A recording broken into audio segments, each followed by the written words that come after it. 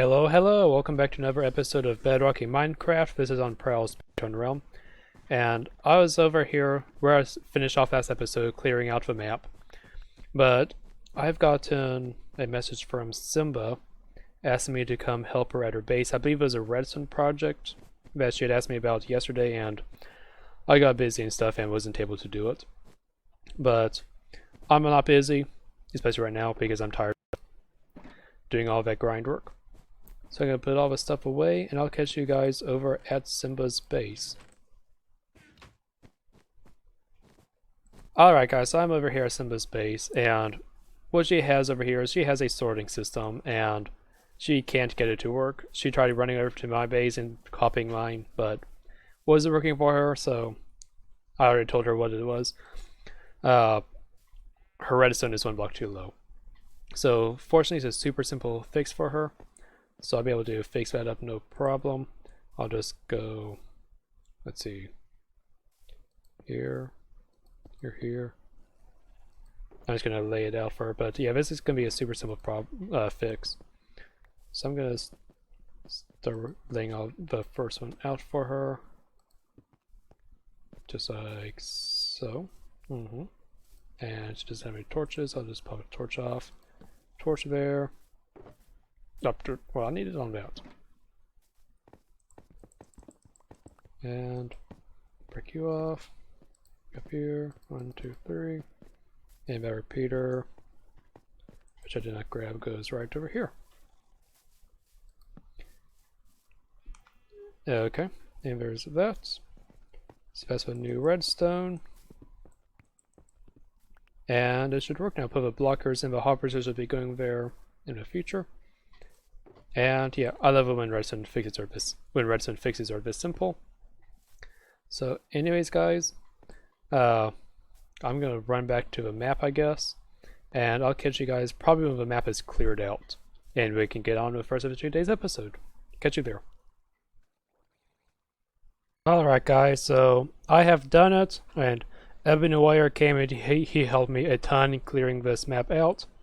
So I am now ready to get started on the first custom map order I have, which is Rhox. He has a custom map order which has been sitting on the back burner for a couple days now, and every last one of these is upside down. Yep. So I'm going to get started on his custom map, and I'll bring you back once I have some more progress on that. Alright guys, a little bit of an update right here. Those of you with arachnophobia might feel yourselves getting a little bit anxious right here. But yes, you can tell Rhox wants the venom symbol, or a spider. So that is what I am working on, and is coming out so far pretty well. So I'm going to continue working on this, and I'll be back when it is done. Bask in the beauty, people, for it is done, and it looks absolutely terrifying and beautiful at the same time. So I have finished it, and gotta see myself again.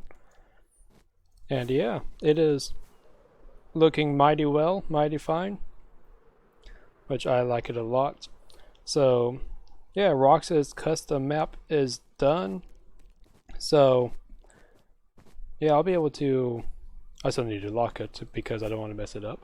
But yeah, I'm going to go ahead and lock this map and name it, and I'm going to be able to give it to Rhox. And yeah, that's going to be pretty good. Going to be another 48 diamonds is what I believe price is. I really should keep track of what my own prices for my shops are. It had been 32 diamonds, but me and Ebony Wire typically do these together, and 16 diamonds a piece wasn't cutting it for all the work we put into this. So we've bumped it up to 48. We are still splitting it half and half, which I built the spider by myself, but Ebony Wire, as I said earlier, helped me clean out this entire area, which was, I had to repair every single one of these shears just one time and then used half of them up again. It was ridiculous. It took a couple hours to clean it all up, I believe. Maybe just an hour. I don't know. But anyways, with that custom map done, I'll be able to get on with some more stuff in today's episode. But I'm definitely not going to be doing another custom map in today's episode, that's going to be probably tomorrow's to do Logan's. But yeah, that is pretty good, and I'll catch you guys over in the next clip. Guys, I am back here with Relic. We're here at the Big Dig, and we have been over here discussing waterways. Trying to figure out maybe some streams and stuff to put in because we've got 3 different waterfalls, so it's becoming a bandwagon. And we're deciding to try to connect all these different waterways up. And what we're working on right now is connecting this one over here, my little pond water, to these other water ways. So we're planning on going underground, digging a tunnel. So we're gonna do that, and I'll catch you guys back in the next clip with some more progress. Alright guys, a lot of progress has been made since that last clip. And Relic and we built a stream here running into the pond that's next to my tree, this wetland here. It runs down, and as you see, got all this terraforming in. It goes in here, and we have it running underground through this cave over here. And from Spider Pond is what I call it because there's a spider spawner right up there. Yeah, it comes down from a waterfall, and the water flows into that underground cave. I've went ahead and also decorated this cave some, terraformed it, some basic terraforming. So I'm liking it in here. And then I came around here, got a little bit of terraforming done around here. But then in addition to that, to those waterways, we also have another one. This waterfall over here has been done. As you can see, is now coming down. It's no longer floating in that one lake. It now runs all the way down here. And now it runs down this way, down this nice little creek. So I also been into that wetland over there. And I just saw this, which I must check out. It's got a single, I don't know who did this. Oh, this is Simba's work. Simba's putting us some fancy stuff over here. Alright, alright. Have a little foot creek right there. See what else has happened. I've brought some of the vines up. I got rid of all the diorite and granite over here. And I put vines kind of snaking up the sides. It looks good, but honestly, I'm not sure how much more I like it over just this raw, rough look over here with the diorite and stuff in it. I'm honestly uncertain about it. I think I'm gonna hold off for right now until we get the rest of everything else in. But I mean, I like it, but yeah, I'm undecided. And honestly, I am honestly surprised I don't like it as much as I thought I would. Because I thought I would absolutely love it so much more than all this diorite and stuff in the walls, but I'm honestly almost not. As you can see, I've also built another custom tree over here, and it is looking pretty good. It's I always like these trees.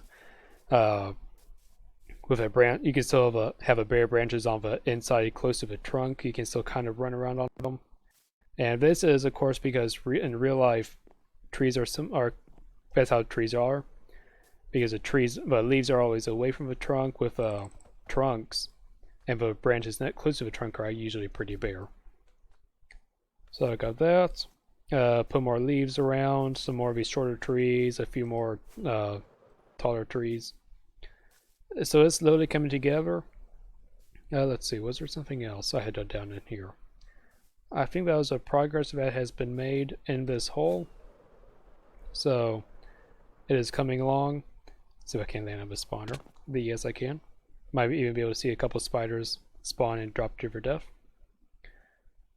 So, oh yeah, I also threw some grass up there and probably in down a little bit. So because from down the ground, I'm gonna hop on down here.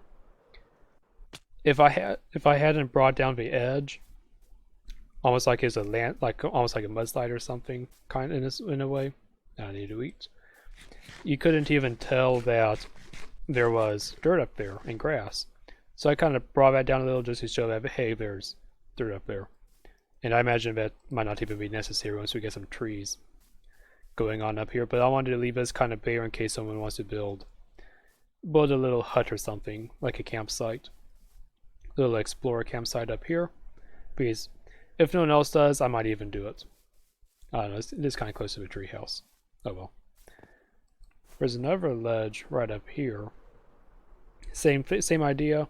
It's kind of tucked right here, right with a mountain still right here, and it's overlooking the hole. I thought this would be a wonderful place for someone to set up a campsite, or it's a little small for a cabin. I was thinking some tents and some campfires would look pretty cool up here. So yeah, there's all sorts of ideas we have, and yeah, so that's the progress update on the Big Dig. It's all coming out very nicely. I'm happy with it, and I'm gonna get on to the next clip, and I'll see you guys over there. Alright guys, so I've been thinking about what to do with this place, because we want this Big Dig, we wanted to have lush vegetation, like thick jungle stuff, but we don't want it to have a dense canopy, because I've already discussed this, but from up top, if it's a dense jungle, you can't see the ground. All you see is a canopy, like this over here, like where my tree house is. If you look down there, you can't see the ground hardly. It's just, and if it was that over the entire Big Dig, it from up top it wouldn't look the best. So we're gonna try to instead thin it out some, but at the same time that's going to make it less jungle-like. So what I've decided to do is I'm going to try to make some patches, which patches are the way to go. The question is how to incorporate them. And as you can see, I've started up right here. I'm going to have a dead tree, because in real life jungle trees will sometimes will die and fall over, and it'll create a large open patch temporarily in the jungle before it is overgrown by all the underbrush and new trees come up in its place. So that's what I'm going to try to do. I'm going to try to build a couple of these fallen giants that'll create open areas and open patches, and the rest of it will be thicker jungle. I'll put a few more trees like this one here up and around, and yeah, so I'm going to get started on that. Some of these fallen trees, and I will be back once I've done that. Alright guys, so I have finished this one tree that's fallen over. I am not the biggest fan of it, but Simba is, so yeah, if I was about to tear her down, and then she was like, "What, are you going to tear her down?" So I was like, okay, I'll leave it. And so apparently it's not, maybe it's not the worst, but I guess my bar is a little too high, I guess, I don't know. But, so anyways, so with this tree done, it's also not as big as I thought it was going to be. I thought I had made it nice and big and gigantic, but when I look at it from up here, it's just not as big as I thought it was going to be. So, yeah, I'm not sure exactly what to do about that, but maybe it'll open up enough space. I mean, the tree I imagine was roughly the same size as this one. Actually, probably a little bit smaller. But that means that this whole area down here can actually be pretty bare, because it had the leaves covering it. So that's going to work in our favor. I might throw in a couple more, try to perfect the art of dead and fallen trees. But anyways, I'm going to work on that, and I'm going to keep going. I'll bring you all back when I have some more progress. Alright guys, so I have done the second one, which actually I just now realized I need to finish the base up. But I am liking it a lot more. It is still stubbier than I kind of imagined, than I thought it would be. When I built it out, I thought, oh man, this is so long, but then I get up in the air, look around, and it's not that long. But anyway, so it gets the job done, I think, and I'm liking this one better than I did that other one, and I think the reason is this one branch right here makes all the difference. Because this other one, for whatever reason, I seem to avoid having a branch come straight out the top. If it just goes straight up. So I'm going to try to throw another branch in right here. Up. And go up. Come around again. And this one, sticking a lot higher than the others. That is exactly what I want. And there. Let's see if that makes a world of difference. No, needs to look straight up. So I'm going to fix this up and I'll be right back. Alright guys, so I went ahead and added it, and I'll be honest, I'm not the biggest fan of it. Not quite sure what I need to do to fix it. I'll lop you off. Maybe that does a trick, I doubt it, but no, not really. I think I kind of handicapped myself on this one because I've never done a fallen tree before, and right off the bat I wouldn't have a diagonal on it. So I'm pretty sure I just shot myself in the foot there, but oh well. It gets the job done. It doesn't look, I guess it doesn't look too bad, I guess. But I say it gets the job done. This one over here does it the same, so we'll be able to have, I might add in a third one somewhere. I'm not sure where. But these two spots will be very much more open areas. I'll be able to throw in jungle trees across the rest of the area. Not too dense like over here, like I've discussed a bazillion times with you all now. But I'm going to get on to the next clip, and I'll catch you guys over there. Alright guys, a lot of off-camera work has been done in the last little bit. And one thing is, we are trying to figure out a banner for the Big Dig. And we figured we'd use the enchanted golden apple symbol on a kind of on a green background, and we're trying to figure out which one of these 4 designs looks best. Most of us are leaning towards one of the middle two, but yeah, we still haven't decided on that yet. But anyways, like I said, some progress has been done. Aside from the 2 dead or fallen trees that I built just earlier, I've also built a standing dead tree and a couple other trees around it. So I built this tree over here, built that one down there, and I built that one, a couple down here. So this area is getting filled in nicely, and I'll probably throw in some, I'm thinking about trying some oak trees down here, mixed in with the little jungle trees, see how that feels. But I think for the trees, this half of a Big Dig is done as far as the large custom trees, because it feels pretty jungle-like down here. I said I'll be throwing in some of the smaller trees to fill in the underbrush more. But as for the taller trees, I do believe we are getting the more or less of the right feel. It is a cross, as I said, between the view from up top and the view from down here. So a compromise it is. And I think right now it is working. So I'm going to keep working on this, like I said, and keep expanding it towards this way and towards Maury's tree over here, which he has finished, looking good over here.